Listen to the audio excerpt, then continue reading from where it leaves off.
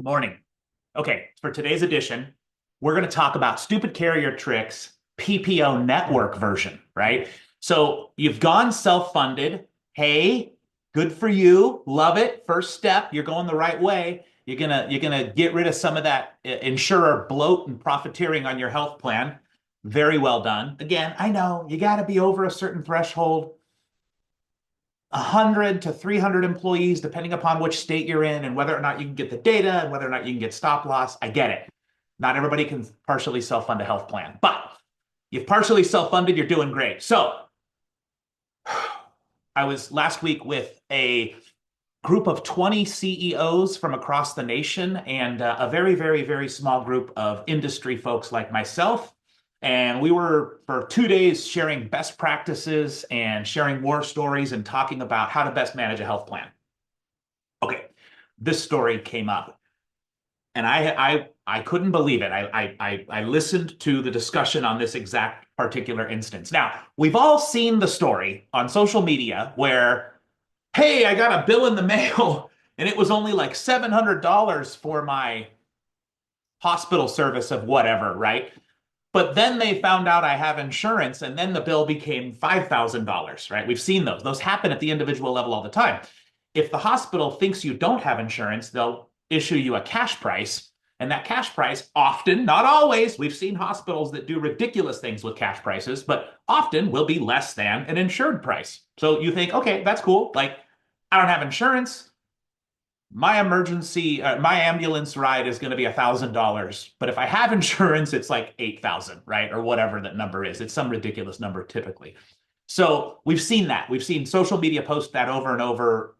And if you haven't, just do a little searching. You'll find it. But this one took the cake because this was at a different level. Okay, so independent, family owned, freedom loving, no private equity, no Wall Street, TPA. God bless you. There's about three left on the planet. No, more than that, but you get the idea. So this TPA at this group of fiercely independent business owners that want nothing to do with the government healthcare complex, shall we say.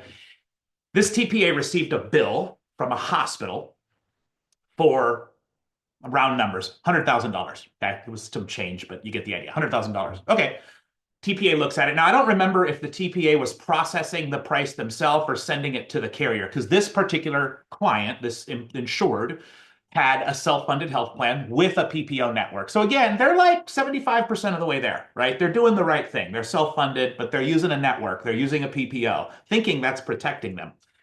So and I just forgot the metrics of, because sometimes the TPAs price that claim themselves, sometimes they send it to the carrier and get it back. So this particular large carrier, we won't name names, but it rhymes with Phantom Chew Floss. Phantom Chew Floss. That's what it rhymes with. Okay, so Phantom, the pricing for Phantom for this $100,000 hospital claim was $150,000. You got that right. That PPO network that's protecting you in this case. Now, of course, it doesn't do this all the time. The average discount is like 45, 50%, but that's not always the case, right? So this $100,000 claim, the claim that the hospital says, yeah, $100,000 is plenty to cover our costs on that. That's all we need. It goes through the pricing mechanism with Phantom, and it comes back at $150,000. Now, God bless my TPA. Thankfully, this wasn't my client, by the way. Had this been my client, I would have lost my ass. Like, you might have had to go get me out of jail because I would have done everything in my power to make sure that claim was not paid at anything higher than $100,000. All right, so anyway, what does the TPA do? Great TPA. Kudos to the TPA. The TPA calls the hospital and says, hey, just an FYI, we got the claim for you for $100,000. We're going to send payment for that. You good? Good. Whoever they talked to in the finance department was like, yeah, of course, send it. So effectively what the TPA was doing was kind of slyly saying, I'm not going to run this through the carrier PPO network because to do so would be to just screw my client out of $50,000, right? So fine. So the TPA, again, risking their relationship with the Phantom, uh, goes ahead and pays the claim at $100,000. And guess what happened? It eventually happens.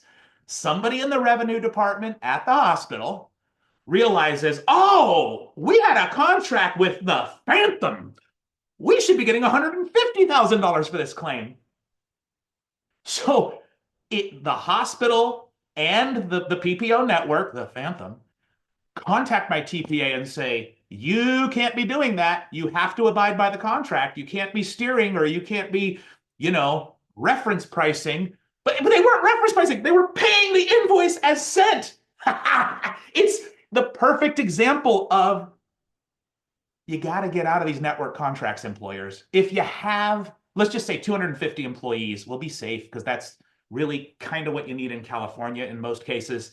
I get that in other states you don't, but if you've got 200, 300 employees, what are you doing? There are so many better ways to engage in healthcare now. We don't need that network. We can reference base those claims to a fair number that isn't 3 times Medicare, but maybe 1.5 times Medicare. Or we can use cash pricing where cash pricing is appropriate. We have the tools now. You can't be paying $150,000 for a claim that's billed to you at $100,000. Good Lord, folks. And by the way, new Mahoney division here, the micro data refinement on the severed floor, in honor of my severed fans out there. Have a great day, folks.